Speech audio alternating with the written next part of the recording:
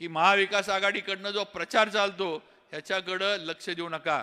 आज त्यांचं एकच आहे की आपल्याला गोंधळामध्ये टाकून द्यायचं।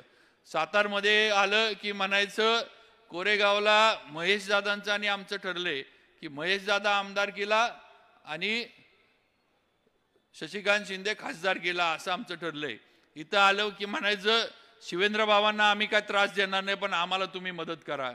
परत वाईला गेलं की म्हणायचं आमचं आणि वाईमध्ये आमचं ठरलंय आम्हाला वाईमध्ये मताधिक्य मिळणार आहे।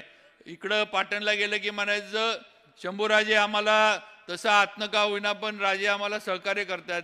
असं गोंधळून टाकायचं काम फक्त आपल्या ज्याला आपण आपल्या स्थानिक भाषेत म्हणतो ना की पायात साप सोडण्याचं काम हे महाविकास आघाडीकडनं चालू आहे।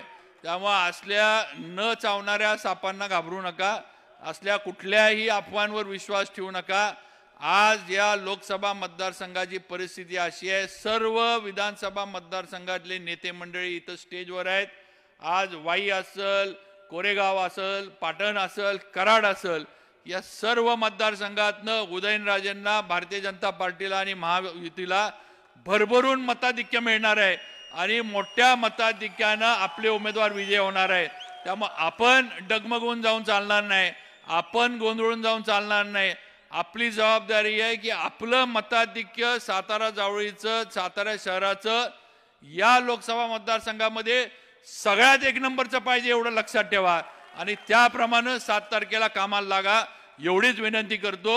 उदयनराजेंचं चिन्ह लक्षात ठेवा, कमळ, कमळाच्या समोरचं बटन दाबून उदयनराजेंना आणि आपले देशाचे पंतप्रधान मोदीजींना परत एकदा ताकद द्या एवढीच विनंती करतो आणि थांबतो। जय हिंद, जय महाराष्ट्र।